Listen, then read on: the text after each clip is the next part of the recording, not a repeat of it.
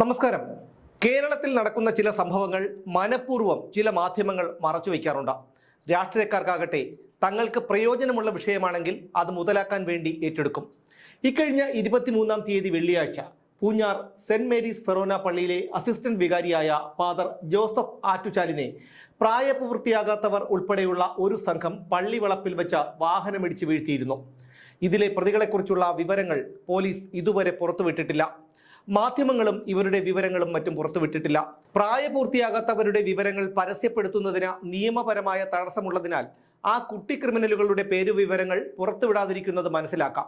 എന്നാൽ പ്രായപൂർത്തിയായ ക്രിമിനലുകളുടെ പേരുവിവരങ്ങൾ എന്തുകൊണ്ടാണ് പുറത്തുവിടാതിരിക്കുന്നതെന്ന് മനസ്സിലാകുന്നില്ല. പ്രായപൂർത്തിയാകാത്തവർ ഒഴികെയുള്ളവരുടെ പേരും മേൽവിലാസവും ഉൾപ്പെടെയുള്ള വിവരങ്ങൾ ഈ വാർത്തയ്ക്കിടയിൽ ഞങ്ങൾ പരസ്യപ്പെടുത്തും. ഇനി എന്തിനാണ് വൈദികനെ വാഹനം പിടിച്ച് കൊലപ്പെടുത്താൻ ശ്രമിച്ചത് എന്ന് ചുരുക്കി പറയാം. ഇക്കഴിഞ്ഞ വെള്ളിയാഴ്ച ഉച്ചയോടെ ഈരാറ്റുപേട്ട ഗവൺമെന്റ് ഹയർ സെക്കൻഡറി സ്കൂളിലെ കുറെ വിദ്യാർത്ഥികൾ മോഡൽ പരീക്ഷ കഴിഞ്ഞ 8 കാറുകളിലായി പള്ളിമുറ്റത്തെത്തി. മത്സര ഓട്ടം തുടങ്ങി. ഈ സമയം പള്ളിയിൽ കുർബാന നടക്കുകയായിരുന്നു. ഇവരുടെ ബഹളം കൊണ്ട് കുർബാന തടസ്സപ്പെടും എന്നായപ്പോൾ ഫാദർ ജോസഫ് ആറ്റുചാലിൽ പുറത്തേക്ക് വന്ന വിദ്യാർത്ഥികളോട് പുറത്തു പോകാൻ ആവശ്യപ്പെട്ടു. എന്നാൽ വിദ്യാർത്ഥികൾ അതിനു തയ്യാറായില്ല. ഇതോടെ വൈദികൻ ഗേറ്റ് അടയ്ക്കാനൊരുങ്ങുന്നതിനിടയിൽ അമിതമായ വേഗത്തിൽ മത്സരയോട്ടം നടത്തുകയായിരുന്ന കാറുകളിലൊന്ന് ഇടിച്ചു വീഴ്ത്തുകയായിരുന്നു.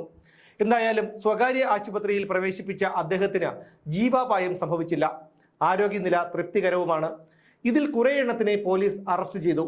അറസ്റ്റിലായവരിൽ 10 പേർ പ്രായപൂർത്തിയാകാത്ത +2 വിദ്യാർത്ഥികളാണ്. ഇനി പ്രായപൂർത്തിയാകാത്ത 10 പേർ ഒഴികെയുള്ളവരുടെ പേരും മേൽവിലാസവും. 1.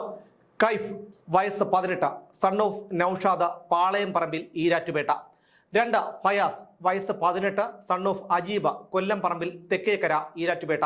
3. ഇർഫാൻ, വയസ്സ് 18, സൺ ഓഫ് ഇസ്മായിൽ, കിഴക്കേടം, നടക്കൽ.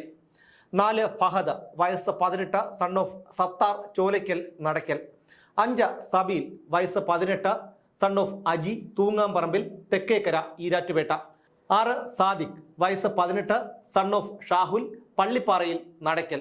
7. ആഷിഖ്, വയസ്സ് 18, സൺ ഓഫ് അനീഷ്, പുതുപ്പറമ്പിൽ, നടക്കൽ. 8. ബേസിൽ, വയസ്സ് 18, സൺ ഓഫ് നവാസ്, കിടഞ്ഞൂർ പറമ്പിൽ, കാഞ്ഞിരപ്പള്ളി. 9. ആദിൽ, വയസ്സ് 18, സൺ ഓഫ് വാഹിദ്, പുളിക്കീൽ, നടക്കൽ, ഈരാറ്റുപേട്ട.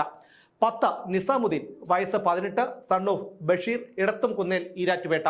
11. അൻസിൽ, വയസ്സ് 18, സൺ ഓഫ് ഷാജി, പാളയം പറമ്പിൽ, ഈരാറ്റുപേട്ട. 12. ഫർഹാൻ, വയസ്സ് 19, സൺ ഓഫ് സുജാബുദ്ദീൻ, വെള്ളത്തോട്ടം, ഈരാറ്റുപേട്ട. 13. ആഷിഖ്, വയസ്സ് 18, സൺ ഓഫ് അൻസാരി. 14. സക്കറിയ, വയസ്സ് 18, സൺ ഓഫ് ബുറൂഷ്, പുളിമൂട്ടിൽ, തെക്കേക്കര, ഈരാറ്റുപേട്ട. 15. അൻസാഫ്, വയസ്സ് 18, സൺ ഓഫ് സിയാദ്, അമ്പഴത്തിനാൽ, ഈരാറ്റുപേട്ട.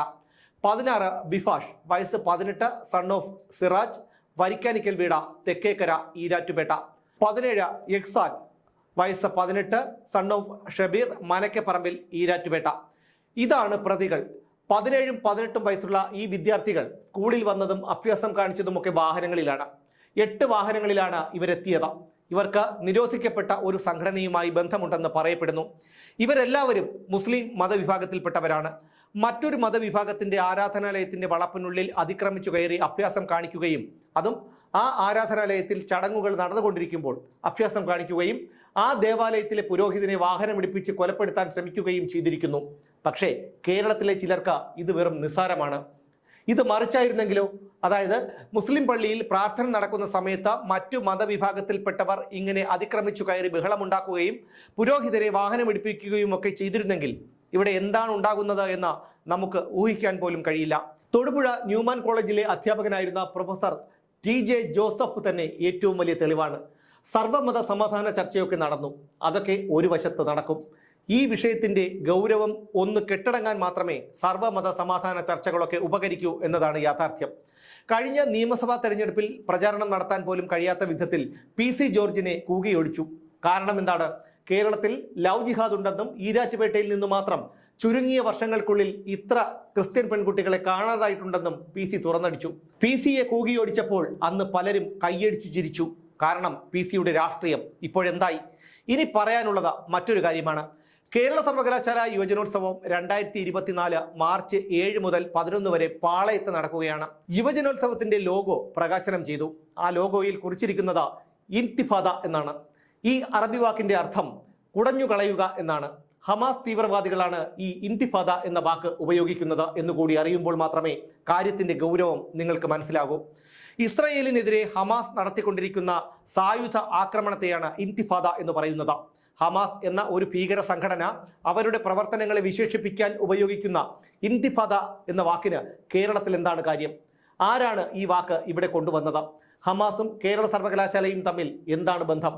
ഇനി തത്വമസി എന്നോ ആമേൻ എന്നോ ഈ കലോത്സവത്തിന് ആരെങ്കിലും പേര് നിർദ്ദേശിച്ചു എന്ന് കരുതുക, അല്ലെങ്കിൽ ഈ പേര് തീരുമാനിച്ചു എന്ന് കരുതുക. പിന്നീട് ഇവിടെ എന്താണ് നടക്കുന്നത് എന്ന് ഊഹിക്കാൻ കഴിയുമോ നിങ്ങൾക്ക്? ഇനി ഈ ബാനറുകൾ കൂടി കാണുക. ചാൻസലർ കൂടിയായ ഗവർണർക്കെതിരെ SFI ഉയർത്തിയിരിക്കുന്ന ബാനറുകളാണിത്.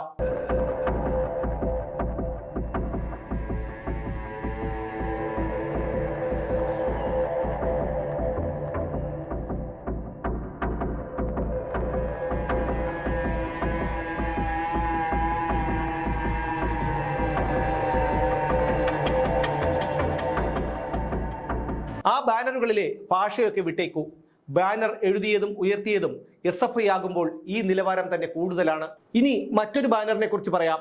ആഗോള ഭീകര സംഘടനയായ IS-ന്റെ ബാനർ നിങ്ങളൊന്ന് നോക്കുക. ഈ ബാനറുകൾ തമ്മിൽ എന്തെങ്കിലും സാമ്യം തോന്നുന്നുണ്ടോ? നിറത്തിൽ, വടിവില്ലാത്ത അക്ഷരങ്ങളിൽ ഒക്കെ നിങ്ങൾക്ക് സാമ്യം തോന്നുന്നില്ലേ? ചിലപ്പോൾ അത് യാദൃച്ഛികമായിരിക്കാം. മുമ്പ് SFIയുടെയും DYFIയുടെയും ഒക്കെ ബാനറുകൾ എഴുതിയിരുന്നത് വടിവൊത്ത നല്ല വൃത്തിയുള്ള അക്ഷരങ്ങളിലായിരുന്നു. ഇന്നത് മാറി. അതിൻ്റെ കാരണം നമുക്ക് ഊഹിക്കാവുന്നതേയുള്ളൂ. ഇതൊന്നും ആരും ചോദിക്കരുത്, ചോദ്യം ചെയ്യരുത്. അതാണ് കേരളത്തിലെ അലിഖിത നിയമം. ചോദിക്കുകയോ പറയുകയോ ചെയ്താൽ ചോദിക്കുന്നവനെ സംഖ്യയാക്കും. അതാണല്ലോ പ്രതിരോധിക്കാനുള്ള ഏറ്റവും ലളിതമായ മാർഗം. ഭീകര സംഘടനയായ IS-ലേക്ക് റിക്രൂട്ട്മെന്റ് നടത്തിയതിന് NIA അറസ്റ്റ് ചെയ്ത തമിഴ്നാട്ടിൽ ജയിലിൽ കിടന്ന ഭീകരൻ സാദിഖ് ഭാഷ പോലീസിന്റെ ബോർഡ് വെച്ച കാറിൽ ഇങ്ങ് തലസ്ഥാനത്ത് കൂടി തേരാപ്പാര നടന്നിട്ടും പോലീസ് അറിഞ്ഞില്ല. ഒരു കാര്യം കൂടി ഇതിനോടൊപ്പം ചേർത്ത് വായിക്കണം. നിരോധിക്കപ്പെട്ട പോപ്പുലർ ഫ്രണ്ട് എന്നൊരു സംഘടനയുണ്ടല്ലോ. പോപ്പുലർ ഫ്രണ്ടിനെ നിരോധിച്ചപ്പോൾ ആ സംഘടനയിൽ പ്രവർത്തിച്ചിരുന്നവരൊക്കെ എവിടെ പോയി? അവരൊക്കെ സംഘടനാ പ്രവർത്തനം അവസാനിപ്പിച്ചോ? ഇതേക്കുറിച്ചൊന്നും ആർക്കും അറിയേണ്ട കാര്യമില്ല. എത്രയോ തവണ കേരളത്തിൽ നിന്ന് തീവ്രവാദ പ്രവർത്തകരെ NIA അറസ്റ്റ് ചെയ്തു. കേരളത്തിലെ പോലീസ് അതൊന്നും അറിഞ്ഞില്ല. എന്തായാലും ഒരു കാര്യം എനിക്ക് ഉറപ്പുണ്ട്, ഈ നാടിന്റെ പോക്ക് അപകടത്തിലേക്കാണ്.